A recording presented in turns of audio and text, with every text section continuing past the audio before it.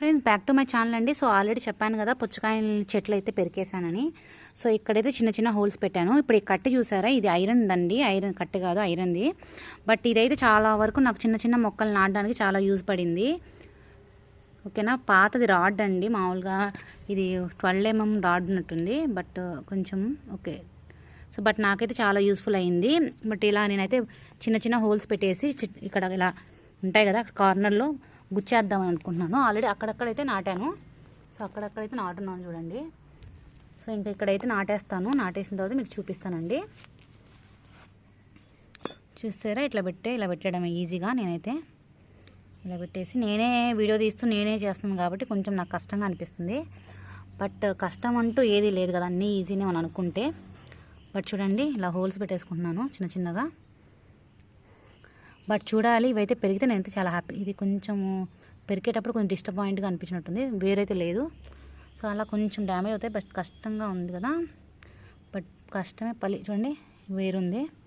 So ఈ చెట్లన్నీ రావాలని అయితే కోరుకుంటున్నాను. ఒక 2-3 చెట్లు వచ్చినా నేను హ్యాపీనే. సో అక్కడక్కడ హోల్స్ అయితే పెట్టేసుకున్నాను కదా. సో ఇలా వేరున్నది అయితే తీసుకున్నాను, వేరు తీసుకొని గుచ్చుతున్నానండి.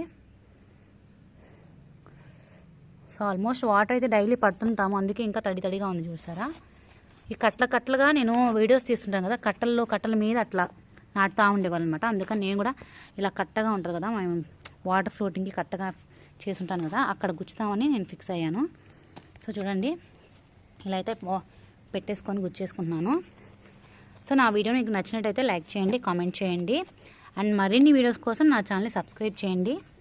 ఖచ్చితంగా every subscription and every view కూడా నాకు చాలా హ్యాపీనెస్ని ఇస్తుంది. ఎందుకంటే మనం అనుకుంది ఒక్క స్టెప్ అయినా చాలనుకుంటాం కదా, ఫార్వర్డ్.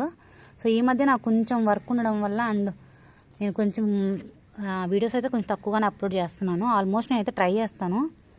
బట్ అందరూ అంటున్నారు ఎంత టైం ఉంది, ఎలా చేస్తుందని. దానికి నేనైతే హ్యాపీ.